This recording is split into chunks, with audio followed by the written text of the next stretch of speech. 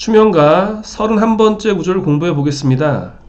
일월간의 충원진과 종제격의 투인수는 처와 모가 불합하여 밤낮 고부 싸움이다. 첫 번째 줄 보면요. 일월간의 충원진 이런 얘기 나왔잖아요. 일월간이라고 하는 거는 이 간자가 이제 사이간자니까요. 일지하고 월지 사이에 충살이나 원진살이 해당되면 이런 뜻이에요. 이 충이 뭐냐? 사주에서 충은 칠충이라고도 부르는데요. 이제 예를 좀 여기다가 써놨습니다. 그러니까 자오충, 충미충, 인신충, 묘유충, 진술충, 사해충 이렇게 6개가 있어서 육충이라고도 하는데요. 정식 명칭은 7충입니다. 7칸을 두고서 충한다는 거죠. 예를 들면 자부터 시작해서 자, 축, 인묘, 진사, 오 7번째 글자로 충하잖아요. 축도 마찬가지입니다. 축, 인묘, 진사, 오, 미 7번째 글자하고 충해서 7충이라고 합니다. 충이라고 하는 것은요. 어떤 운동성의 충돌이라고 봐요. 예를 들면 그 자라는 글자는 신자진 수운동이 중심이고요. 오는 인호술 화운동의 중심이 서로 충돌한 거예요. 그리고 충미 요 두 글자의 충은요. 사유축 금운동의 마지막 글자인 축과 해묘미 목운동의 마지막 글자인 미가 충돌한 거예요. 그런 의미에서 충이라고 하는 것은 운동성이 달라진 거예요. 하나는 오른쪽으로 가려고 하는데 하나는 왼쪽으로 가려고 한다. 그러면 서로 갈 길이 다르잖아요. 그래서 충돌한다고도 하고 이탈한다고도 해요. 서로 떨어져 나가려고 한다. 그러다 보니까 외형적으로는 서로 싸우는 것처럼 보이니까 쟁투의 의미도 있습니다. 이 충, 요게 이제 어디에서 벌어지면 문제가 되느냐? 월지와 일지 사이에서 벌어지면 그렇게 되는 거예요. 월지는 어머니 자리고 일지는 배우자 자리잖아요. 그러니 어머니와 내 배우자가 서로 갈 길이 다르고 충돌한다. 그러면 이제 불화를 암시하는 거죠. 또 하나는요. 이제 원진살이라는 게 있는데요. 자미원진, 추고원진, 인유원진, 묘신, 진해, 사술 이렇게 원진살에 해당됩니다. 원진은 원이라는 글자는 원망하다 할 때 원자고요. 진이라고 하는 글자는 성낸다라는 뜻이에요. 그래서 원진살은 원망하고 성내는 살이다 이런 뜻인데요. 기본적으로 원진살이 들면 불화, 불평, 불만, 신경질 같은 거를 암시합니다. 특히 원진살이 남녀 궁합 볼 때 많이 보는데요. 그렇게 되면 이유 없이 서로를 싫어하고 갑자기 성을 내고 불평, 불만이 많아지기도 합니다. 그건 따로 궁합 얘기할 때 다시 말씀드리기로 하고요. 지금 문제는 이 충과 원진이 일지와 월지 사이에서 이루어질 때 한정된 겁니다. 그래서 이제 말씀을 좀 드리고 싶었던 건데요. 사주를 볼 때 우리가 육친이 중요하고 십성이라고도 하죠. 어떤 글자가 식신이냐, 상관이냐, 비견이냐, 정관이냐, 편관이냐 이런 걸로 어떤 가족 관계를 파악하잖아요. 그런데 사실 원론적으로 가족 관계의 근본은 궁이에요. 자리입니다. 자리. 추명가 맨 처음에 시작할 때 금묘화실 이 원리로 세상만사 돌아가고라고 나오잖아요.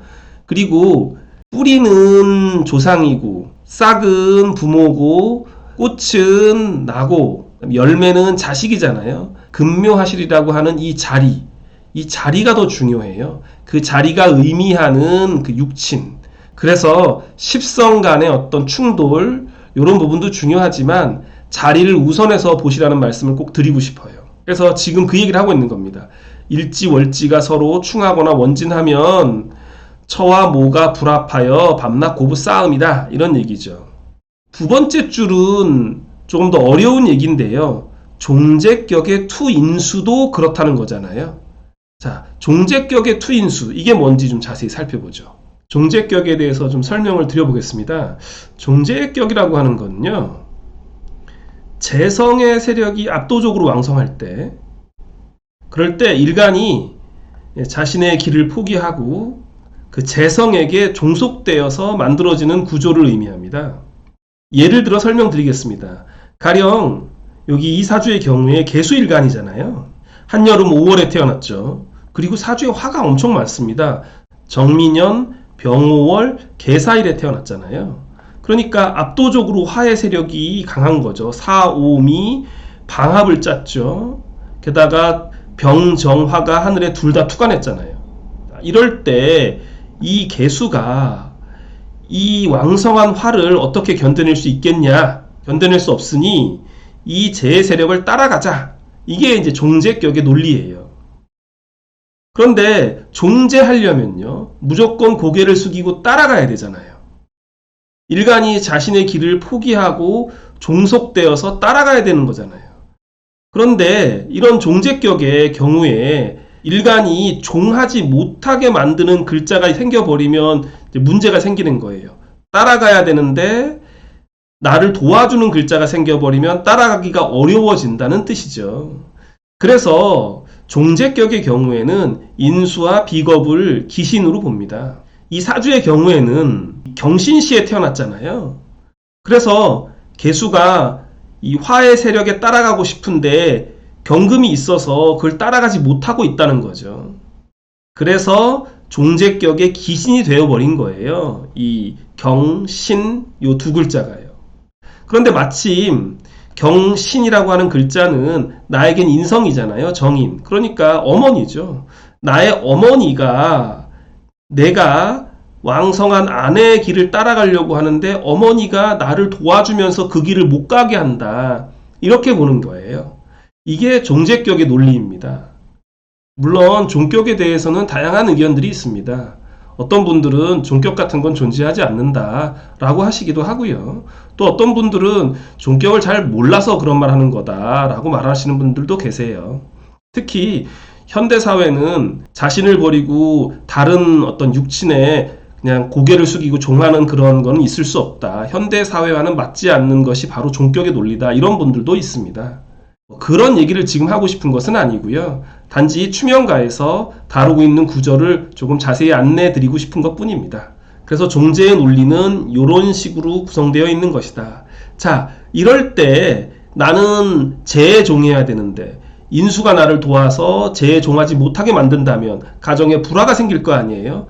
그럴 때가 바로 이 원문 구절에 해당하는 겁니다. 볼까요? 종제격의 투인수. 그러니까 아까 예를 들었던 그 구절이죠. 내가 쟤를 따라가야 되는데 인수가 떠서 나를 도와주니까 내가 못 따라가잖아요. 그럼 어떤 일이 벌어지느냐?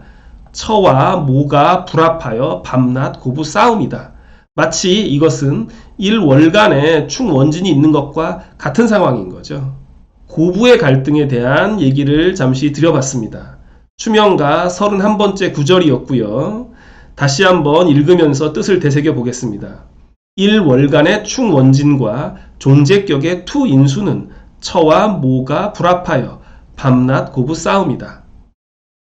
혹시라도 이런 구절에 해당되는 남성분이 계시다면 특별히 어머님과 아내 사이에서 중재 역할을 잘 할 수 있도록 노력하시기 바랍니다.